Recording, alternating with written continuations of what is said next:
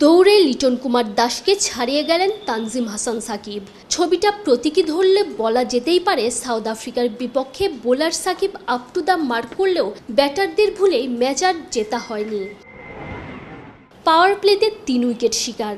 সাকিবের পাওয়ার দেখেছে প্রোটিয়ার top order ব্যাটাররা। Shakib সহ বাকি বোলাররা কাজের কাজটা করলেও ব্যাটাররা করতে পারেননি।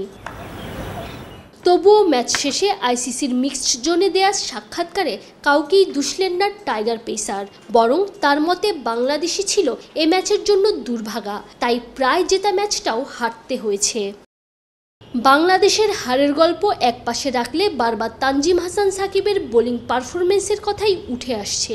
অথচ এই সাকিবই ছিলেন না বিশ্বকাপ দলে প্রথম পছন্দের তালিকায়। দল ঘোষণার দিন অনেকটাই নাটকীয়তায় মোহাম্মদ সাইফুদ্দিনের জায়গায় স্কোয়াডে তানজিম সাকিবের অন্তর্ভুক্তি। তানজিম সাকিবকে আমরা এর আগেও শ্রীলঙ্কা সিরিজের সঙ্গে আমরা দেখেছি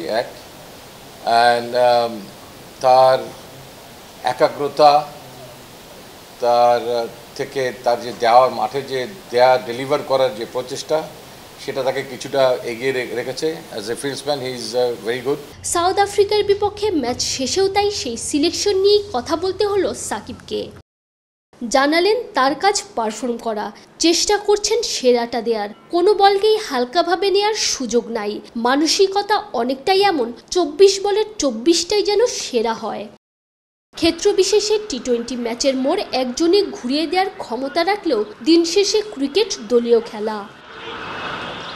সাকিবের বিশ্বাস, এ ম্যাচে হয়নি তো কি হয়েছে, বাকি 2 ম্যাচ জিতে খুব ভালোভাবেই পরের রাউন্ডে যাবে বাংলাদেশ। তবে নির্দিষ্ট কোনো ম্যাচে বোলাররা ভালো করলে যেমন ব্যাটারদের সাপোর্ট প্রয়োজন, ব্যাটাররা ভালো করলে ব্যাকআপ দিতে হবে বোলারদেরকেই।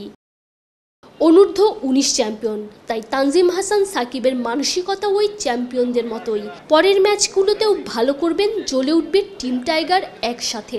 মনে মনে সাকিবের এটাই প্রার্থনা। তানজিম ঐশী অলরাউন্ডার।